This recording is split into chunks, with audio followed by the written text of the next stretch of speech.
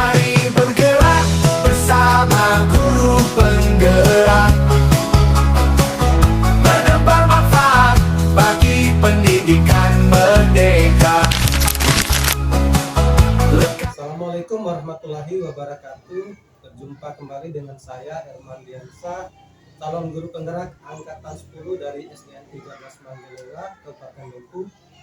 Kali ini saya tidak sendiri, saya ditemani oleh Ibu Uswatun Hasanah. Beliau adalah guru dari SDN 13 Manggalela. Assalamualaikum Mbak Tun. Waalaikumsalam. Bagaimana kabar hari ini? Alhamdulillah baik. Hari ini kita adakan percakapan praobservasi, sebab nanti saya akan amati jalannya proses pembelajaran di kelas Ibu Atun. Sebelum saya melakukan proses supervisi kelas, saya akan menyampaikan dulu tujuan dilaksanakannya supervisi. Adapun tujuan dilaksanakannya supervisi adalah untuk mengetahui atau mengevaluasi jalannya proses pembelajaran yang Ibu Atun lakukan. Kenapa kita melakukan percakapan praobservasi? Ini sebagai persiapan awal sebelum nanti Ibu Atun melaksanakan kegiatan pembelajaran agar lebih siap dan lebih percaya diri sehingga memberikan pelajaran yang terbaik. Ada beberapa pertanyaan yang akan saya tanyakan kepada Ibu Atun. Yang pertama, apa tujuan pembelajaran yang ingin Ibu Atun capai? Adapun tujuan dari pembelajaran nanti, yang pertama itu siswa dapat mendeskripsikan hubungan antar makhluk hidup yang berkaitan dengan rangkaian makanan. Terus yang kedua, dapat mengidentifikasi peran makhluk hidup pada rangkaian makanan. Terus yang ketiga, peserta didik dapat mendeskripsikan hubungan makhluk hidup pada jaring-jaring makanan. Jadi yang bersifat. Jadi tujuan pembelajarannya ada 3 ya. Terus bagaimana area pengembangan yang ingin dikembangkan? Jadi area pengembangan yang ingin saya kembangkan itu ada 2. Yang pertama pengetahuan, yang kedua keterampilan. Jadi area pengembangan di titik difokuskan pada 2 ya. Terus selanjutnya bagaimana rancangan pembelajaran yang akan Ibu Atun terapkan dalam kelas, baik berupa strategi maupun modal pembelajarannya. Jadi untuk strategi yang saya gunakan adalah pembelajaran berdiferensiasi berdasarkan kesiapan belajar siswa yang diintegrasikan dengan pembelajaran sosial dan emosional, yang kemudian nanti saya akan membagikan kelompok dengan kemampuan dan keaktifan siswanya. Untuk model pembelajarannya saya menggunakan teori, diskusi, dan presentasi.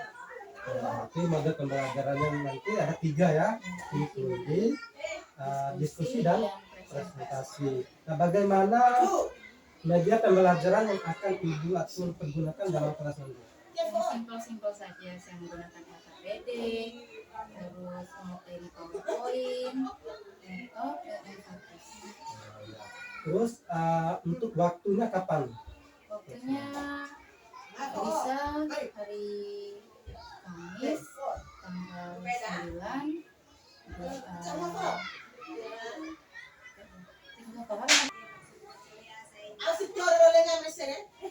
lanjut pertanyaan kapan?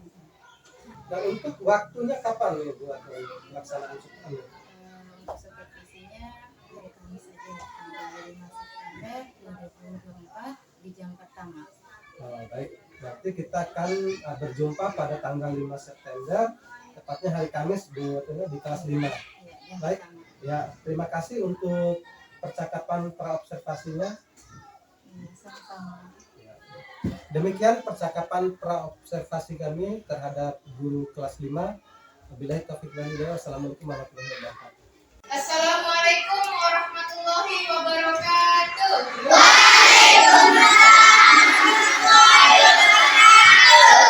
Alhamdulillah kita bertemu lagi pada pagi hari yang cerah ini.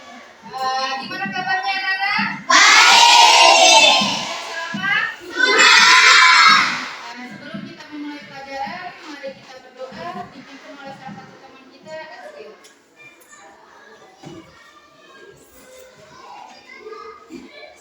kita belajar. Marilah kita berdoa. Amin.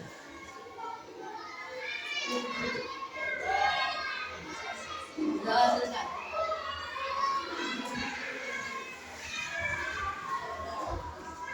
Kali ini kita akan belajar IPAS pada bab kedua, harmoni dalam ekosistem. Topik A, makan dan dimakan. Tapi sebelum ke materi, Ibu mau nyampein dulu adapun tujuan pembelajaran kita hari ini. Yang pertama, mengetahui apa itu rantai makanan. Yang kedua, menentukan peran makhluk hidup dalam suatu rantai makanan. Yang ketiga, mampu membuat rantai makanan di lingkungan sekitar. Yang keempat, membuat jaring-jaring makanan pada suatu ekosistem. Jadi, Ibu mau sedikit menjelaskan ya. Jadi makhluk hidup itu membutuhkan energi untuk tetap hidup. Oleh karena itu kita membutuhkan makanan. Tanpa makanan, manusia tidak akan punya energi untuk beraktivitas. Jadi manusia mendapatkan makanan dengan mengolah bahan-bahan yang berasal dari alam. Lalu bagaimana hewan dan tumbuhan bisa memperoleh makanan? Nanti kita akan bahas sama-sama pada materi slide berikutnya.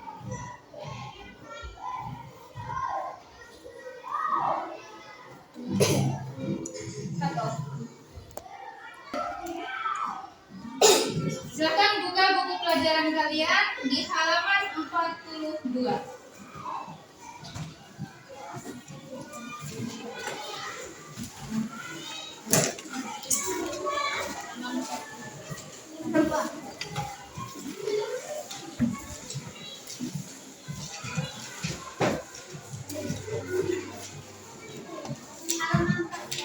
Halaman 42. Perhatikan gambarnya. Kira-kira komponen biotik apa saja yang ada pada gambar itu? Belalang.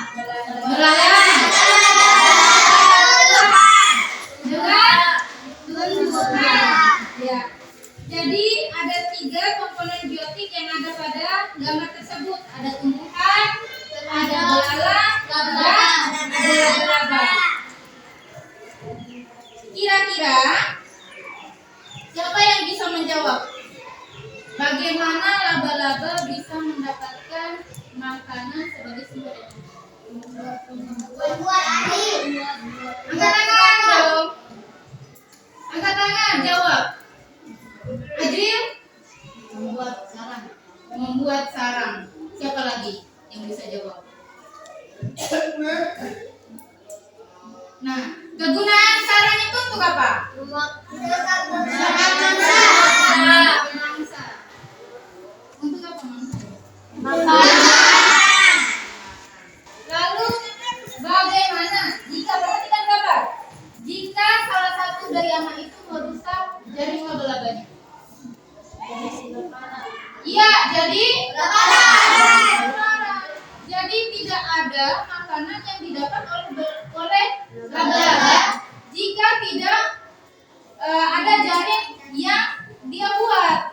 Jadi jika jaring dirusak oleh anak itu, maka laba-laba tidak akan mendapatkan sumber makanan. Nah, coba perhatikan pada slide di depan. Jadi ada 3 unsur penting yang ada di dalam rantai makanan, yang dimana produsen, konsumen, dan dekomposit. Jadi ada 3 unsur yang penting dalam rantai makanan itu. Yang pertama produsen, konsumen, yang terakhir dekomposit.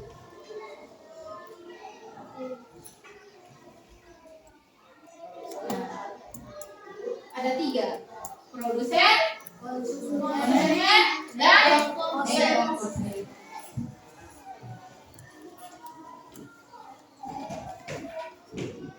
Jadi tumbuhan itu merupakan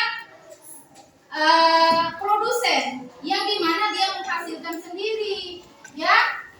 Jadi dari hasil fotosintesis itu dia bisa menghasilkan makanan untuk dirinya sendiri. Nah, dari ekosistem itu tumbuhan berperan sebagai produsen. Nah, kita beralih ke gambar tadi, belalang. Kira-kira belalang berperan sebagai apa? Bukan pemangsa. Kira-kira apa? Berperan sebagai konsumen tingkat 1. Dia memakan tumbuhan yang ada pada gambar tadi, ya.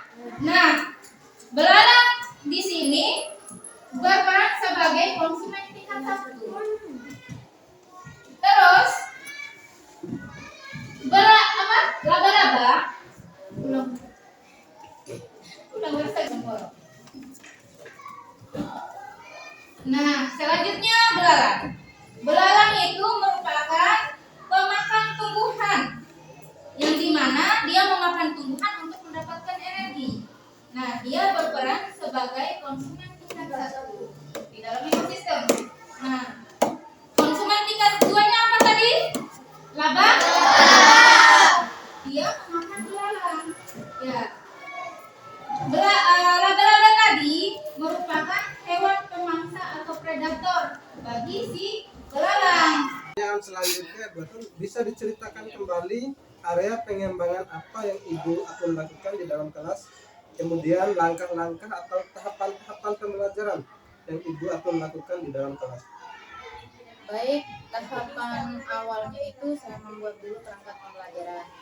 Kemudian untuk area pengembangannya saya fokus pada pengetahuan dan keterampilan. Nah, untuk pengetahuannya itu siswa dapat mengetahui makanan, sementara untuk keterampilannya itu jadi siswa menuliskan urutan rantai makanan pada internet.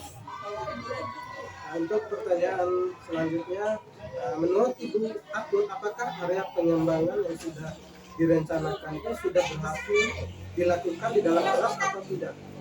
Menurut pribadi saya sih alhamdulillah sudah baik, cuma masih ada sih yang kurang, yang namanya juga manusia Pak. Jadi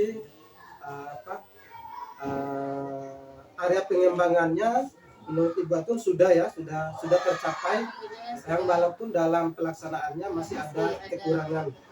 Ya, baik. Demikian percakapan pasca observasi yang telah kami lakukan. Terima kasih banyak untuk Ibu Atun yang telah meluangkan waktunya. Saya akhiri, wabillahi taufiq wal hidayah. Wassalamualaikum warahmatullahi wabarakatuh.